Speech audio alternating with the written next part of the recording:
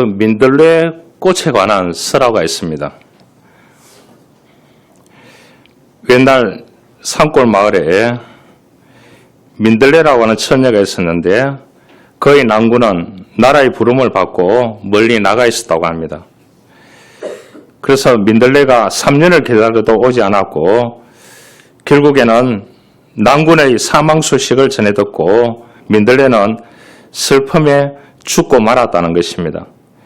그래서 민들레가 낭군을 기다리며 밟았던 마을 곳곳에는 새로운 꽃이 자랐다고 합니다. 사람들은 그것을 보고 민들레라고 불렀다고 합니다. 민들레를 꺾어서 낭군님이라고 불러보면 고개를 숙였다고 합니다. 그래서 민들레는 위장병에 좋다고 합니다. 여러분, 꽃들도 자기 사명을 다합니다. 하나님이 이 땅에 인간을 창조하시고 보내주셨습니다.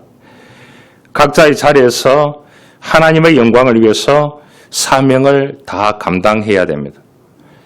경제학 용어 가운데 리스크라는 용어가 있습니다. 그래서 무엇을 투자하고 시작하는 데는 리스크를 각오해야 된다는 겁니다. 그 말은 뭐냐? 실패를 각오해야 된다는 겁니다. 내가 어디에 돈을 투자해서 사업을 했는데 다 성공할 수는 없다는 겁니다. 그래서 돈을 투자해서 가게를 하든지 경영을 하든지 하는 사람들이 다 무엇을 하느냐? 1번이 모험이라고 합니다. 모험할 줄 모르는 사람은 가게를 해서 안 되고 경영을 해서는 돈을 벌 수 없다고 합니다.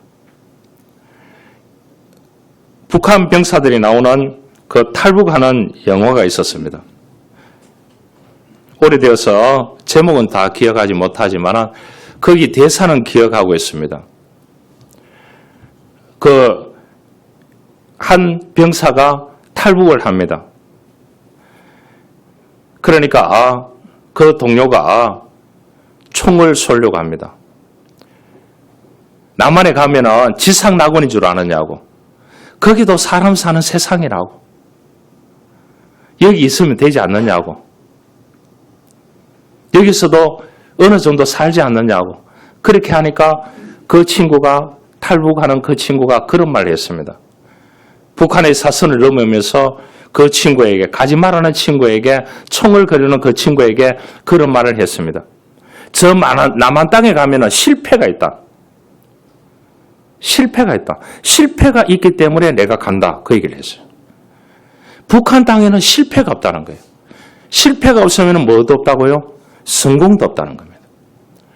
나는 저 남한 땅에 가서 무슨 일을 하든지 실패를 해보고 싶다. 또 실패해보고 또 실패해보기 위해서 내가 남한 땅을 밟기를 원한다. 그 말은 뭐겠습니까? 실패해보면 성공할 수 있다는 뜻입니다. 여러분, 우리는 다 실패를 두려워합니다. 오늘 이 본문에 나오는 주인공은 이사야입니다. 이사야는 명문 가문의 사람입니다. 잘 먹고 잘 사는 사람들입니다. 지금으로 따지면 엄청난 부를 가지고 있고 권력을 행사할 수 있는 그 자리에 있는 가문의 자녀입니다. 그런데 이 사람이 하나님의 성전에 가서 응답을 받고 기울어져가는 나라에 부름을 받고 백성들에게 외치라는 그 하나님의 소리를 듣고 뭐라고 하느냐? 나는 절대 갈 수 없습니다. 말도 제대로 못하는 사람이었는가 봐요. 말도 제대로 할 수 없습니다. 그렇게 했을 때 뭐라 합니까? 제단 숯불을 입술에 갖다 대고 그에게 말할 수 있는 능력을 주시고 그에게 은혜를 주셔서 했을 때에 나를 보내달라고. 내가 기꺼이 가서 하나님의 말씀을 외치겠다고 그렇게 했어요. 여러분, 사명이라는 것이 이렇게 중요합니다. 여러분, 풍정등화가 되어 있는 나라를 구하기 위해서 나를 보내달라고 하는 자기 기득권을 다 포기하겠다는 이사야 선지자를 우리가 한번 생각해 보시길 바랍니다. 자신의 생명을 걸겠다는 겁니다. 하나님을 사랑하는 그 믿음을 가지고요. 하나님을 위해서 자기 조국의 백성들을 위해서 하나님의 백성들을 위해서 그들을 구하기 위해서 자기 자신을 보내달라고 했어요. 이국 땅에 있는 선교사들을 한국 땅에 1800년대에 보내주셨습니다. 수백 명을요. 그 선교사들은 전부 다 엘리트들이었어요. 그렇기 때문에 오늘이 있는 것입니다. 안 그러면은 전통적으로 살아왔다면은 저도 여러분들도 가 쓰고 다녀야 됩니다. 여러분. 하나님께서 이 조선 땅에 풍전등화 같은 이 조선 땅에 선교사들을 보내주셨습니다. 그들은 사명을 받고 이 땅에 왔습니다. 그렇기 때문에 지금 10,000명이 넘는 한국의 선교사들이 해외에 가 있습니다. 여러분, 전 세계에 안 가 있는 나라가 없어요. 소련이 붕괴되면서 각국 나라로 다 무너졌습니다. 무너졌거든요. 그런데 그 무너졌는 나라에 우리 외교를 하려고 하니까 대사관 설치가 안 돼 있는 거예요. 그런데 보니까 한국 선교사가 가 있는 거예요. 그 선교사를 통해서 그 정부를 통해서 이 대사관을 설치하고 그 브리지 역할을, 연결 역할을 했는 것이 한국 선교사들입니다.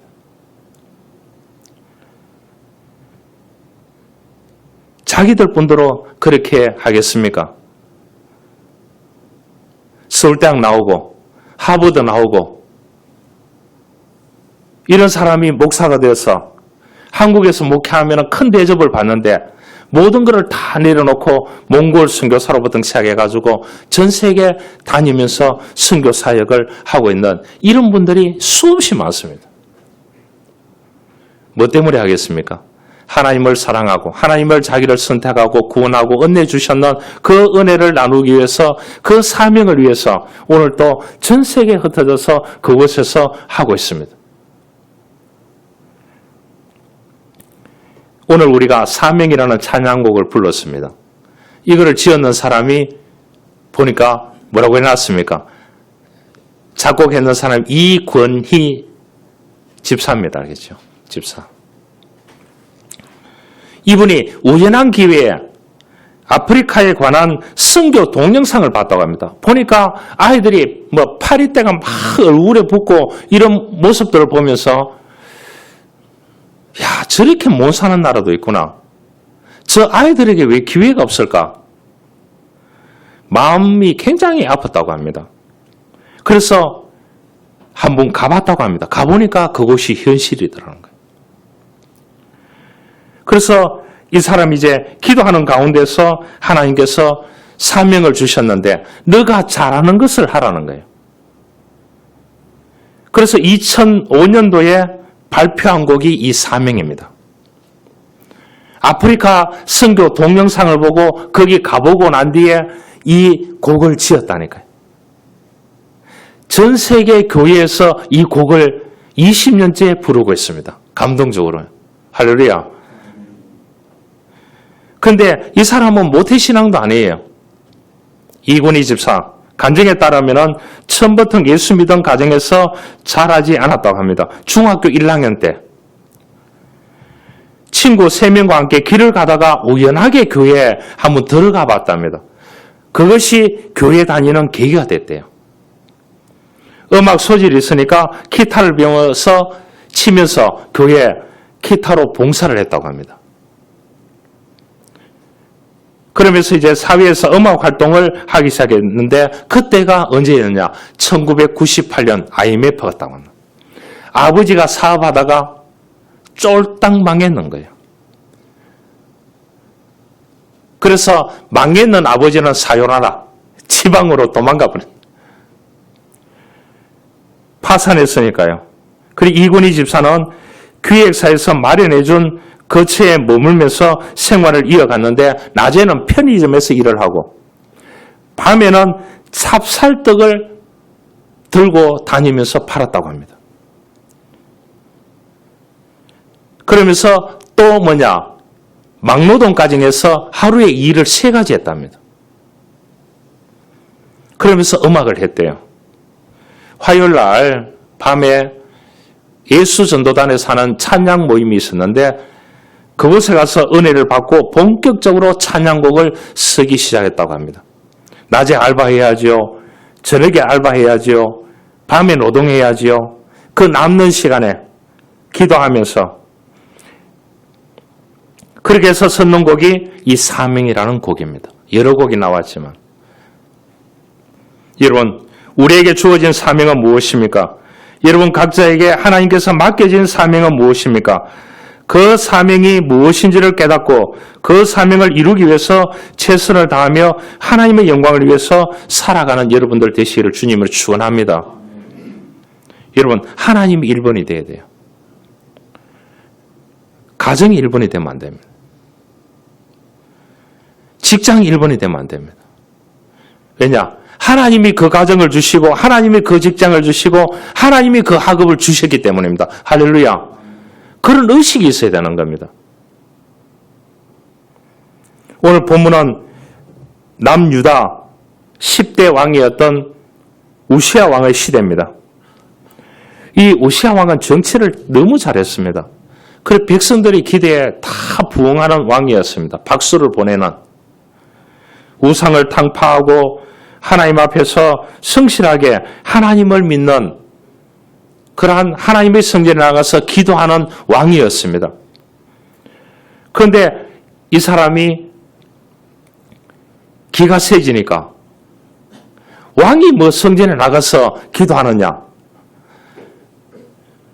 이렇게 하니까 교만해지기 시작했습니다. 교만해지니까 하나님이 딱 치니까 바로 나병 환자가 됐습니다. 문둥병이 왔습니다. 우시야 왕이 유다의 희망이었는데 그가 죽자 희망이 사라졌습니다. 그래서 나라는 이제 외부의 침략이 들어오기 시작합니다. 이럴 때에 누군가가 백성들에게 하나님의 말씀을 외쳐야 된다. 오늘 이 본문이 이사야가 내가 여기 있나이다. 나를 보내달라고. 그런데 나는 말을 못하는 사람입니다 하니까 뭐라고 합니까? 숯불로 입술을 찢어주셨어요. 광선을 발해주셨단 말입니다. 항암 치료받는 사람들 이해하실 거예요. 항암 치료는 뭡니까? 광선으로 치료하잖아요. 열로 치료하잖아요. 그래서 말을 하게 되니까 하나님께서 이 이사야를 보내게 되는 겁니다. 백성들에게. 그래서 백성들에게 외치게 되는 겁니다. 하나님께로 돌아오라고. 돌아오지 않으면 여러분들은 이 나라는 망한다고. 결국은 돌아오지 않아서 그 나라가 망하게 되는 겁니다. 선지자의 말을 듣지 않았어요. 여러분, 이사야는 문제를 가지고 하나님 앞에 나갔습니다. 문제를 푸는 열쇠가 어디에 있다고요? 하나님께 답이 있다는 것을 알고 있었기 때문인 것입니다. 이사야는 하나님의 성전에서 음성을 들었습니다. 내가 누구를 보내며 누구를 위하여 갈고 했을 때 내가 여기 있나이다. 나를 보내주소서 딱 얘기했어요. 여러분, 우리는 하나님의 은혜로 구원받았습니다. 하나님이 쓰시는데 주저할 이유가 없다는 것을 알아야 됩니다. 그래서 하나님께 보내시는 선교의 현장, 하나님께서 보내는 물질의 현장, 하나님께서 보내는 자원봉사의 현장 가야 될 줄 믿습니다. 그래서 이 기독교인들이 NGO 단체를 많이 만들어서 여름, 겨울이 되면 해외 자원봉사를 떠나는 거예요. 종교단체에서. 미국에 카바라고 하는 박사가 있었습니다. 이 사람은 이름이 카바인데 땅콩 박사라 그렇게 별명을 지어줬어요. 미국 사람들이 별명을 그렇게 지어줬어요. 땅콩 연구로 유명한 분이 되었습니다. 그분 때문에 지금 혜택을 다 누리고 있는 겁니다. 알겠죠? 여러분, 계란 후라이 그냥 하면 안 되잖아요. 뭐를 뿌려야 됩니까? 예?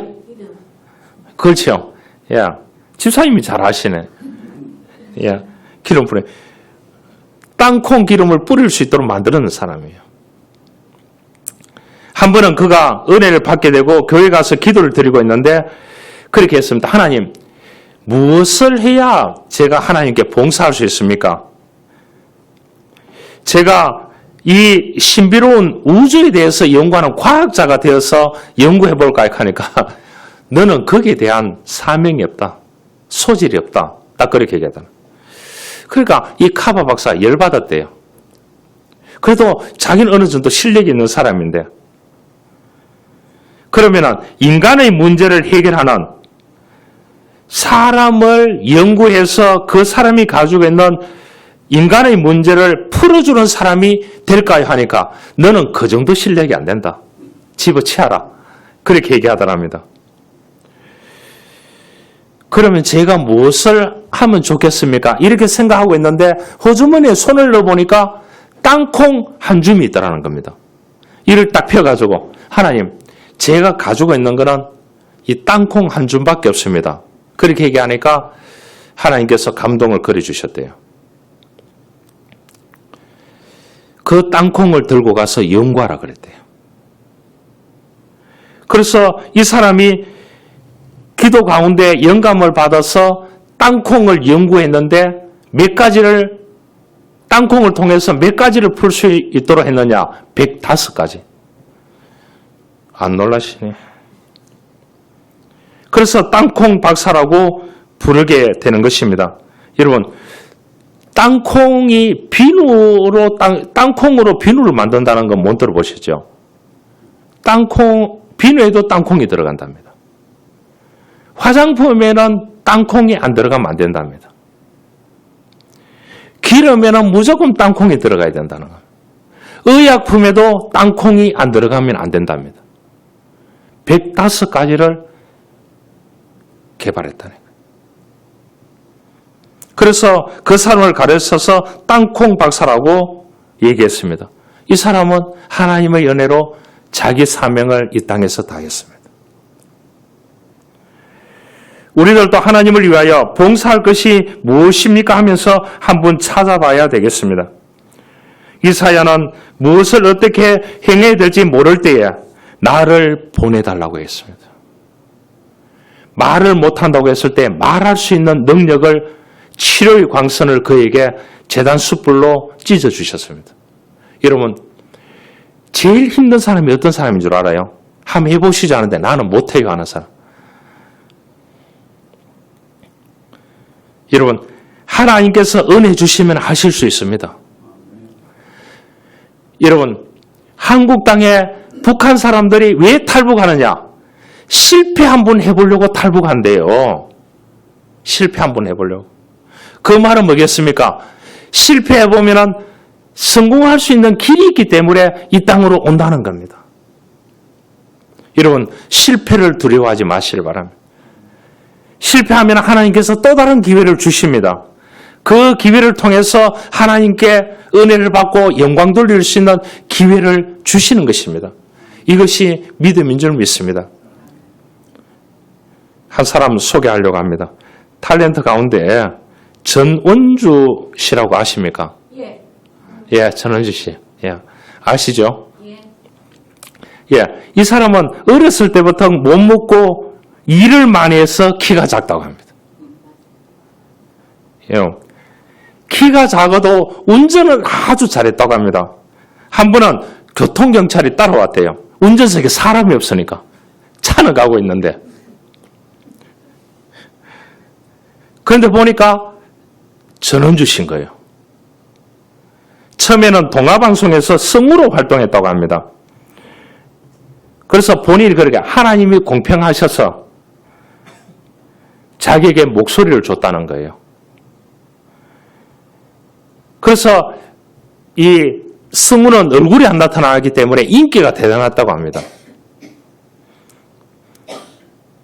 그래서 목소리를 듣고 찾아왔다가 얼굴 보고 졸도한 남자들이 너무 많았대요. 키가 작고 얼굴이 예쁘지 않아서 탤런트 가정부 역만 20년 했다고 합니다. 여러분, 주인 마님 역 하는 사람은 10대요. 가족 오락하면 끝이래요. 그러면 어떻게 합니까? 왕 마님 앞에 가려고 하면 밥상을 들고 가야 된대요.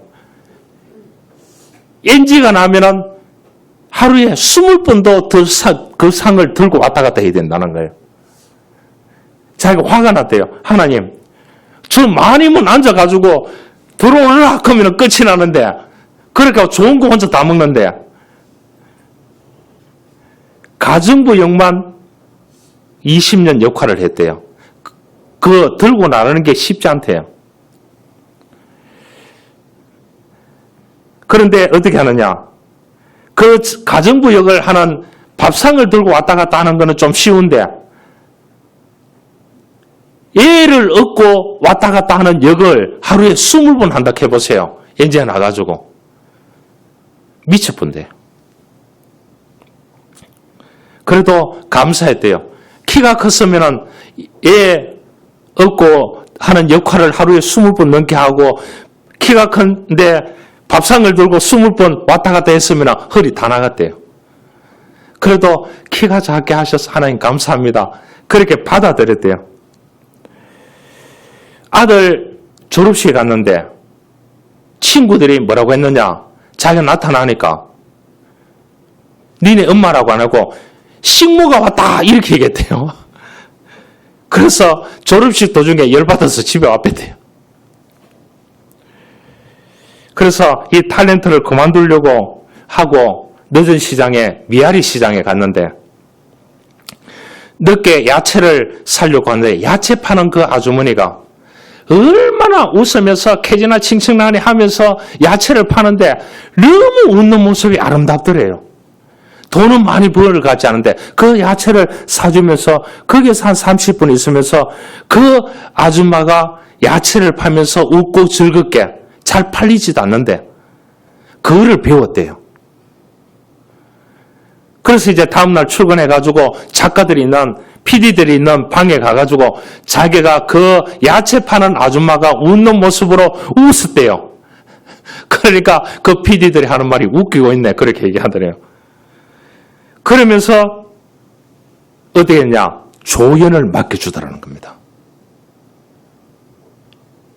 안 놀라시네요.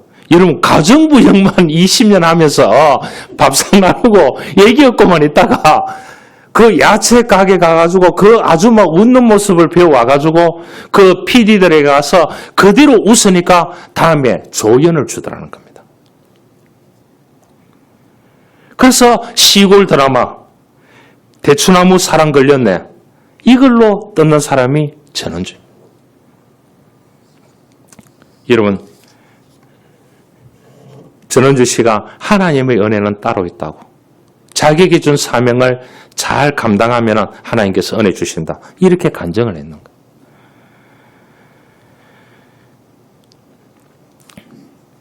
오늘 이사야서를 보면서 이 땅에 황폐함이 다 되더라도 마지막 절에 13절에 뭐라고 합니까? 배임을 당하더라도 거룩한 씨가 이 땅의 거루터기니라. 여러분, 거루터기는 사명을 다해야 됩니다. 교회에서 직분자들이 사명 다하듯이 여러분 가정에서 가장들이 사명을 다해야 됩니다. 그래야 됩니다. 또 자녀들은 자녀들에게 맡겨진 일을 감당해야 됩니다. 여러분 일터에 맡겨졌는 그곳이 사명이라 생각하십시오. 하나님이 보냈습니다. 상사가 기분 나쁘게 하더라도 좀 인내하시길 바랍니다. 할렐루야. 인내하면은 농부의 인내를 배우라고 했습니다. 남아프리카 공화국에 만델라라는 사람이 대통령을 지내고 작고를 했습니다. 이 사람은 흑인 해방을 외쳤던 사람입니다. 누명을 쓰고 감옥에서 27년을 보냈습니다. 여러분 27년을 보냈다 생각해 보시길 바랍니다. 이 사람이 나오는 날, 자유의 몸이 되어 나오는 날 전 세계가 생방송 중계를 했습니다. 그런데 그 당시에 미국 대통령이 그 TV를 보고 있었는 거예요. 그런데 만델라를 보니까 만델라가 분노에 차 있다는 거예요. 27년 감옥 생활했는데 대한 분노가 가득하다는 거예요.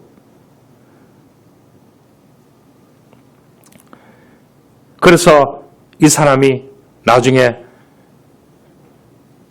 남아프리카 공화국의 대통령이 됐습니다. 그래서 미국 대통령을 만났습니다. 만났을 때 내가 그때 당시 나오는 장면을 봤는데 분노에 너무 가득 차 있더라. 이 땅의 평화를 위해서 뭔가 해야 되지 않겠느냐 이 말을 했대요. 미국 대통령이. 그러니까 이 만델라가 그런 말을 했다고 합니다. 감옥에 있을 때는 27년 감옥 생활할 때는 자유로웠다는 거예요. 너무 평안했다는 거예요. 왜 그러냐고 물어보니까 교도관의 아들이 와가지고 성경을 가르쳐줬대요.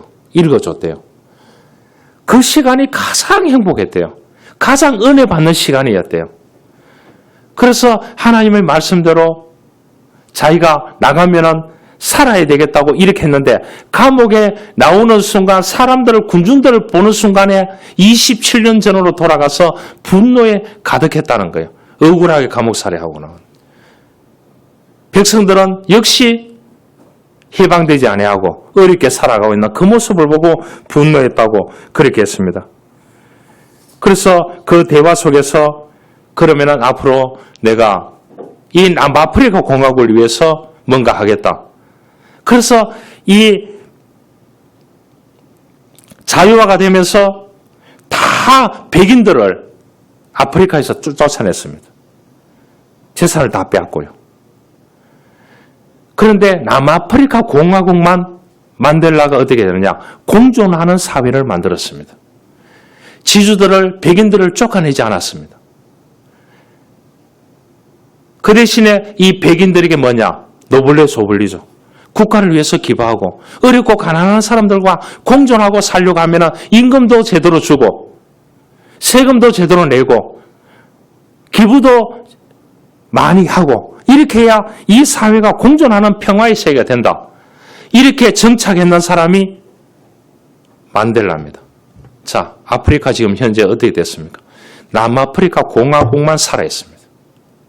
백인을 다 쫓아냈던 그 나라들은 너무 굶주림 속에 여러분 어디를 나왔는데 해적을 하고 있습니다.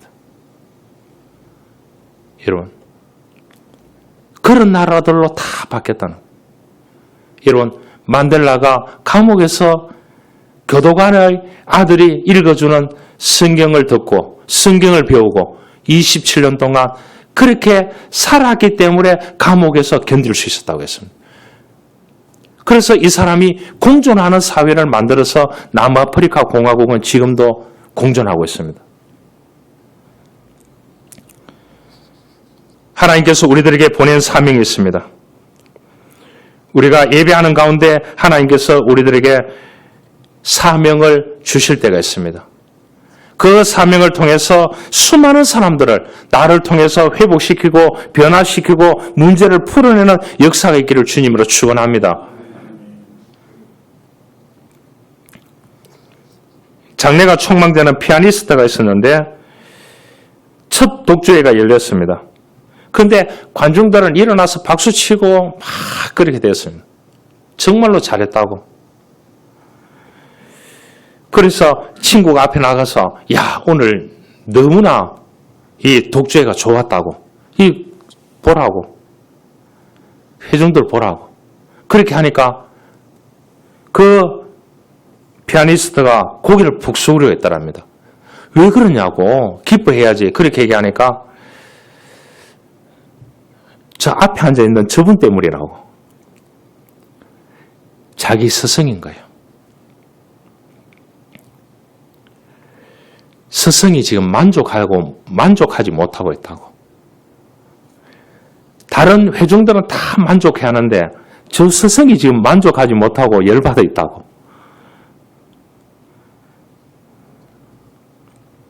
여러분, 그래서 이 사람이 더 노력해서 유명한 피아니스트가 됐다고 합니다. 우리의 마음도 이와 같아야 됩니다.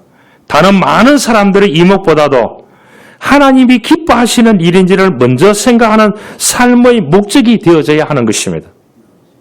내가 하나님의 영광을 위해서 살겠다. 하나님이 주신 은혜로 내에게 주신 그 은사를 극대화하면 하나님께서 그 은사를 사용할 수 있도록 귀를 열어주십니다. 할렐루야. 사람은 한계를 가지고 있습니다. 또 내가 주의 목소리를 들으니 8절에 주께서 이르시되 내가 누구를 보내며 누가 우리를 위하여 갈까 하시니 그때 내가 이르되 내가 여기 있나이다 나를 보내소서 하였더라 그렇게 했습니다. 우리를 위하여라는 말이 있습니다. 위하여. 건배할 때 뭐라고 합니까? 성경에서 나왔습니다. 위하여 하잖아요. 여기 나와 있잖아요.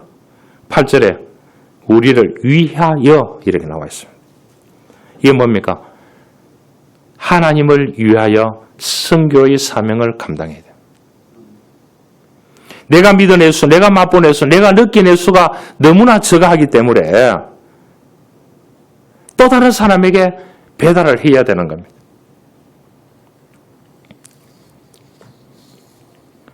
김장훈 목사님 간증을 들었는데 잠깐 소개하면은 이분이 이제 8남매 막내더라고요. 그러니까 한 방에 자는데 형들이 깔아뭉갤까 봐 싶어가지고 엄마 옆에 벽에 기대가 재웠대요. 몸부림치면은 형하고 누나들이 깔아뭉갤까 봐 싶어가지고 그래서 이렇게 한쪽에 이렇게 기대다 보니까 이 뒤에가 푹 들어가 있대요. 그래서 학교 다닐 때 돈 내는 거 있잖아요. 학비 안 낸다고 계속 학비 달라해가 엄마한테 달라하네 돈 없다. 큰형님한테 돈 달라하네 돈 없다. 그렇게 해가지고 억지로 견디다가 이 사람이 보니까 공고를 보니까 1940년대입니다. 알겠죠? 철도 고등학교에는 국가장학금을 3년 동안 준다. 이렇게 나왔더래요. 그래서 지원하기 위해서 지원서 받으러 서울로 갔대요. 수원에서. 월요일 날. 그런데 주일 날 전쟁이 6.25 전쟁이 터졌는 거예요. 자기는 모르고 갔대요. 갔는데 무기한 연기라고 대자보고 붙었더래요. 그래서 보니까 폭격이 막 날라오고 하는데 이야 이 수원을 어떻게 하느냐. 한강에 갔는데 배를 타야 한강을 건너와야 수원이거든요. 배가 많이 있더래요. 돈을 받고 배를 태우는데 자기가 탔는 배가 인원이 너무 많이 탔으니까 자기는 키가 너무 적으니까 하나님이 키 적게 만들었는 은혜를 그때 받았대요. 5번이었대요. 옛날에는 키 순으로 했잖아요. 그런데 제일 앞에 딱 앉아뺐대요. 앉아보니까 안 보이대요. 그런데 사람이 20몇 명 타야 되는 배에 30몇 명이 탔대요. 그래서 1번 어떤 사람이냐 키 큰 사람 내려라 하더랍니다. 주인이 배가 뒤집어지니까 두 번째 체격이 있는 사람 다 내려라 하더랍니다. 한 7, 8명을 내리니까 배가 오더래요. 집에 와서 기다리다가 이분이 이제 나중에 1, 4, 5대 때에 미군들이 수원에 정착하면서 거기에 초콜릿 얻어먹으러 갔대요. 가니까 다음에 올 때는 나무 이 장작을 가지고 오라 하더랍니다. 그래서 말뚝을 다 뽑아가지고 가져가니까 초콜릿도 주고 담배도 주고 이런 걸 가져가 다 어머님에게 주니까 어머님이 갖다 시장에 갖다 다 팔았대요. 자식이 많으니까. 그러니까 나중에 이제 경산으로 미군이 후퇴하면서 군인들이 하우스보이를 워낙 심부름을 잘하니까 막사 안에서 13명이 있는데 청소도 잘하고 하니까 자기 17살이었대요. 중학교 3학년. 그런데 경산까지 내려왔대요. 내려가는 어머님한테 가니까 때려 죽일 놈이라고 그렇게 얘기하더래요. 어디 그 미군 놈을 따라가느냐고. 그런데 자기가 따라 내려왔대요. 날아와가지고 그 막사에서 이렇게 이제 옷을 다 벗어놓으면 씻어야 될 거 아닙니까? 경산 강가에 가니까 아줌마들이 다 나와서 강가에 하더래요. 그래서 뭐냐? 그 사람들에게 초콜릿도 주니까 빨아주고 담배가 그때 한 가게 4,000원 했대요. 그때 월급이 4,000원 하는 시대였대요. 그것을 주고 하니까 옷을 다 빨아주더라는 거예요. 그렇게 해가지고 잘 보여가지고 거기서 돈 좀 벌고 해가지고 이제 미군 병사가 유학을 가라 하더랍니다.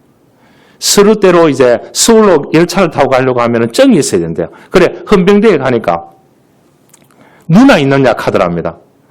근데 빨래하는 아줌마들, 이쁜 아줌마들한테 그거를 다 줬대요. 위탁을 다 줬대요. 그런데 그게 평안도에서 왔는, 남아있는 그 딸이 옆에서 빨래하러 같이 왔더래요. 그래서 그 딸이 그렇게 이뻤대요. 그래서 김장군 목사님 그렇게 얘기하더래요. 내가 누나니까 내보고 누나라고 불러라고. 동생 누나 하자 하더랍니다. 남한 땅에 사람이 없으니까. 그래, 누나 했는데 누나 사진을 한 장 달라 그랬대요. 그래서 사진을 여기 딱 꽂고 있었는데 그 사진을 딱 보여주니까 그 헌병이 수원까지 튀어주더랍니다. 그래서 서로를 다 떼가 와가지고 이제 미국의 샌프란시스코 가는 배를 탔다고 합니다. 도착하니까 마중 나와 있는 사람이 있고 독신으로 있던 이 상사가 돈을 다 댔는 거예요. 그래서 거기서 비행기를 타려고 하니까 100몇 불밖에 없으니까 예, 비행기를 못 타는 거예요. 그러니까 키가 작으니까 그렇게 얘기했대요. 미군이 그렇게 얘기했대요. 12살 미만은 50% DC를 해준대요. 그래요. 물으면 11살이라고 얘기하라 하더라고요. 자존심이 막 무너졌대요. 그래도 어떡합니까? 비행기를 탔는데, 그리고 여권을 보여달라고 하면 어떠냐? 여권이 한글 한문밖에 없었대요. 영어가 없었대요. 근데 서기 4400 몇 년 이렇게 돼가 있대요. 지가 4400년을 어떻게 아느냐고, 승무원들이. 그렇게 해서 뉴욕에 도착해서 거기서 공부를 하는데 한국 사람이 한 명도 없었대요. 거기서 미국 목사님이 와가지고 예수 믿느냐, 예수 안 믿는다 하니까 예수를 영접해야 된다. 아, 나는 예수를 믿을 수 없다고. 왜냐? 떠날 때에 어머님이 목 뒤에 부적 두 장을 넣어줬대요. 이거 미국 가면은 혹시 네가 죽을지 모르니까 흙을 2줌을 자루를 줬대요. 이거는 꼭 들고 다닌다. 이 4가지는 꼭 들고 다녀야 된다고. 이런데 내가 어떻게 예수 믿겠느냐고. 그렇게 하는데 그 목사님이 제사함 받고 구원받을 수 있다고. 하나님이 길을 열어주실 거라고. 거기에서 영접하고 세례를 받고 그렇게 해가지고 이 사람이 이제 결혼해야 되겠다. 공부를 열심히 했대요. 장을 열심히 하니까 한국 학생이 한 명도 없었대요. 그래서 미국 여자가 그 기숙사에서 밥을 갖다 날라주고 서비스를 열심히 잘하더래요. 그래 그 사람하고 결혼하게 됐대요. 한국 사람이 없어서. 그래서 오니까 어머님부터 놀래보는 거예요. 다 집안이 예수를 안 믿으니까 이제 목사가 돼가 왔잖아요. 그런데 자기가 세 번째 형님, 친한 형님부터 예수 믿으라 하니까 알코올 중독자고 이렇게 하니까 예수를 믿더래요. 그러니까 형수는 무조건 따라오더래요. 왜냐? 형님을 정상적인 사람으로 만들어주니까. 큰 형님은 뭐냐? 효도의 왕이라. 어머님 말만 들으니까 곱게 사니까 큰 형님한테 얘기하니까 말을 안 듣는 거예요. 누님들 다 말 듣는데. 그래 어머님을 꼬셨대요. 자기가 목회를 하니까 이제 사리비를 받고 하니까 어머님 제가 예수 믿으면은 한복 환불 해드리겠습니다 하니까 바로 믿어보더래요. 그러니까 어떻게 되느냐? 형님은 내가 꼬실 수 없다. 또 엄마에게 공약을 걸었대요. 형님 교회 데리고 오면은 뭐를 주겠다 하니까 다음 주에 바로 데리고 나왔더래요.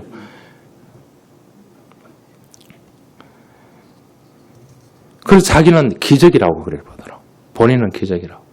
여러분 위하여 할렐루야. 여러분 여기에 그랬습니다.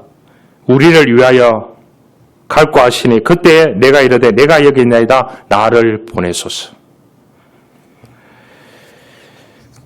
하나님께 쓰임받는 자가 이사야처럼 되어야 됩니다. 한 가지 이야기만 더 하고 마치려고 합니다. 언더우드 선교사는 알지요? 한국에 최초로 왔던 선교사죠. 공식적으로. 이분은 인도로 가기로 선교 준비를 다 했습니다. 한국 지도가 없었대요. 그때에. 1883년도. 이때에 미국에서 일어난 부흥 집회에 갔다가 엘버트 목사가 부흥회를 하면서 그랬습니다. 조선에 갈 사람 선교사를 모집한다고 손들어라 그렇게 얘기했다. 이러고 조선 땅이 언더우드 선교사는 인도 선교사로 가려고 준비를 하고 있는데 부흥회 갔다가 이 엘버트 선교사가 부흥 집회하는데 조선 땅에 갈 사람 가니까 조선 땅이 어디 있냐고 거기에서 질문을 다 했대요. 조선 땅을 아는 사람이 아무도 없었대요. 그런데 언더우드 선교사가 손을 들었다. 인도를 포기하고 조선 땅에 가겠습니다. 거기 어디입니까 하니까 일본 옆이라고 그만 얘기하더라고요. 그래서 이 사람이 1885년 4월 5일 부활절 아침에 제물포 한국에 첫 발을 내디뎠습니다. 그때 기도한 기도문, 보이지 않는 조선의 마음이라는 내용으로 기도했습니다. 그 기도문을 읽고 말씀을 마치려고 합니다. 주여, 지금은 아무것도 보이지 않습니다. 주님, 메마르고 가난한 땅, 나무 한 그루 시원하게 자라오르지 못하고 있는 땅에 저희들을 옮겨와 심었었습니다. 그 넓고 넓은 태평양을 건너왔는지, 어떻게 건너왔는지 그 사실이 기적입니다. 주께서 붙잡아 뚝 떨어뜨려 놓으신 듯한 이곳, 지금은 아무것도 보이지 않습니다. 보이는 것은 고집스럽게 얼룩진 어두움뿐입니다. 지금은 우리가 황무지 위에 맨손으로 서 있는 것 같사오니, 지금은 우리가 서양 귀신 양기자라고 손가락질 받고 있사오나, 저희들이 우리 영혼과 하나인 것을 깨닫고 하늘나라의 한 백성, 한 자녀임을 알고 눈물로 기뻐할 날이 있음을 믿습니다. 지금은 예배드릴 예배당도 없고 학교도 없고 그저 경계의 여신과 멸시와 천대함이 가득한 곳이지만 이곳이 머지않아 은총의 땅이 되리라고 믿습니다. 주여, 오직 제 믿음을 붙잡아 주소서. 언더우드는 사명을 감당했기에 이 땅에 교회와 문화와 모든 것이 바뀌기 시작했습니다. 여러분, 나를 보내소서. 여러분 가정에 보냈습니다. 일터에 보냈습니다. 그곳에서 주어진 사명을 감당하면 하나님께서 은혜 주실 줄 믿습니다. 그러한 은혜로 살아가는 저와 여러분들이 될 수 있기를 주님으로 축원합니다. 살아계심에 역사하시는 아버지 하나님 감사합니다. 오늘 말 못하는 이 사녀를 불러내어서 그 입술을 광선을 통해서 하나님 치유해 주시고 그가 백성에게 보내지는 놀라운 역사하심이 있습니다. 나를 보내소서. 그렇게 고백합니다. 하나님, 우리를 필요하는 지역이 많이 있습니다. 사람이 있습니다. 하나님, 환경이 있습니다.